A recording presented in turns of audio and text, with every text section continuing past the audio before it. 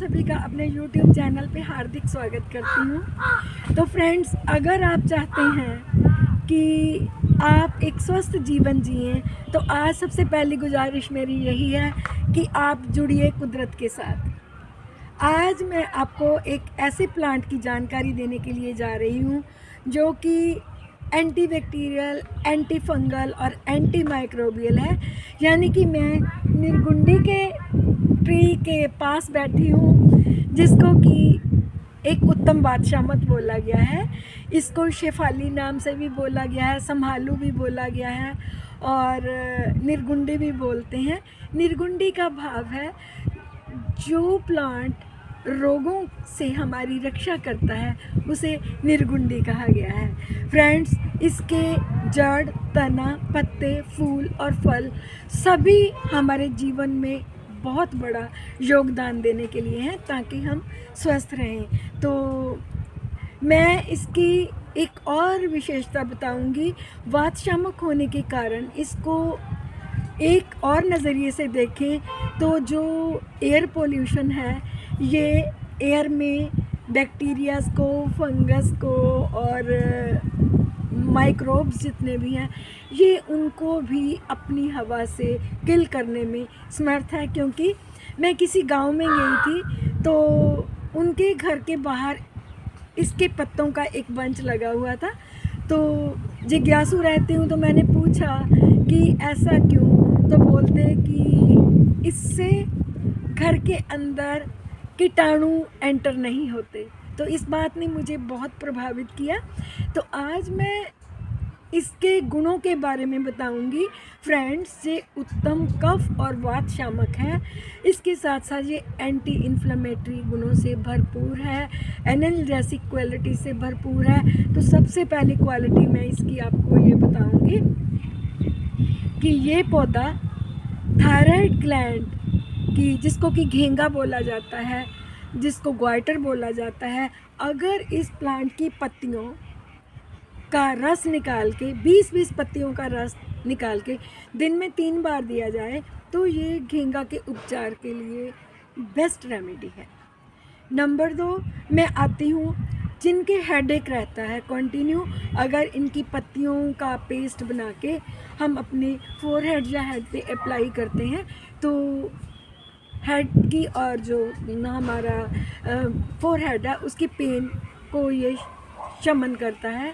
उसके साथ साथ जिन लोगों को इंसोम्निया की प्रॉब्लम होती है, भाव जिनको नींद नहीं आती है, ये प्लांट की पेस्ट अगर लगाएं तो नींद भी अच्छी आने लगती है। इसके साथ साथ सर्दी का मौसम चल रहा है, ज़ुकाम खांसी होती है, तो अगर इसके पत्तों को पानी में उबाल के हम स्टीम इनहेल करते हैं तो ये हमारे अंदर वेपर जाके बैक्टीरियाज को तो किल करते ही हैं, साथ में ये जुकाम के लिए और खांसी के लिए भी एक सर्वोत्तम औषधि है। इसके जो सीड्स हैं, अगर उनका चूरन बना के हम किसी स्टेरिलिटी वाली लेडी को दिन में 2 बार 2-2 ग्राम की मात्रा में देती हैं तो बहुत फ़ायदा होता है। फ्रेंड्स, जो सेक्सुअल ट्रांसमिटेड डिजीज़, भाव जो सिफिलिस नाम की डिज़ीज़ है, अगर सिफिलिस के पेशेंट को इसके पंचांग का क्वाथ बना के कंटिन्यू दिया जाए तो उसकी इवन सेक्सुअल ट्रांसमिटेड डिजीज़ तक ठीक हो जाती हैं। इसके साथ साथ जिन लोगों को लिवर टॉक्सिसिटी हो जाती है तो अगर कंटिन्यू इसका प्रयोग करते हैं, चाहे पत्तियों को चबा के करें, तो लिवर टॉक्सिसिटी में बहुत ज़्यादा फ़र्क पड़ता है। फ्रेंड्स, उत्तम वातशामक होने के कारण चलती हूँ अब मैं जोड़ों पे। जिन लोगों को गठिए की प्रॉब्लम होती है, इसके बीजों को तेल में पका के, निरगुंडी का तेल भी मिल जाता है, वो अगर जॉइंट्स पे अप्लाई करते हैं तो बहुत फ़ायदा होता है।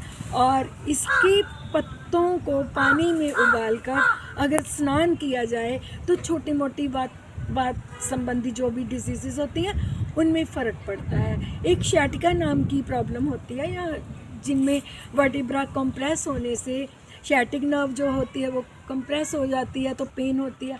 अगर हम शैटिक रीजन से लेके इसकी सिकाई करते हैं तो उसमें भी निजात पाया जाता है।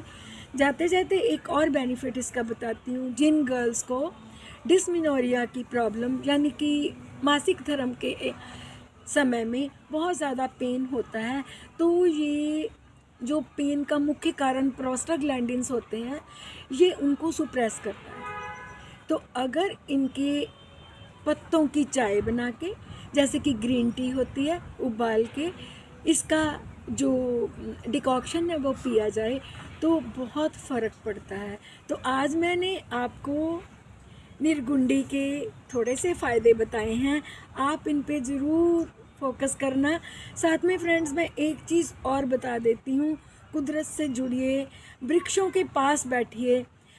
इनके द्वारा ट्रांसमिट हवा जब हमारे लंग्स के अंदर एंटर करती है तो ना जाने कौन कौन सी डिजीज़ से हम निजात पा सकते हैं। इसलिए काइंडली कुदरत में या खुले में थोड़ा भ्रमण करिए और अपने इन पौधों की गुणवत्ता को पहचानिए। चलिए एक बार फिर आयुर्वेद के साथ जुड़ते हैं। Thank you very much for watching my video.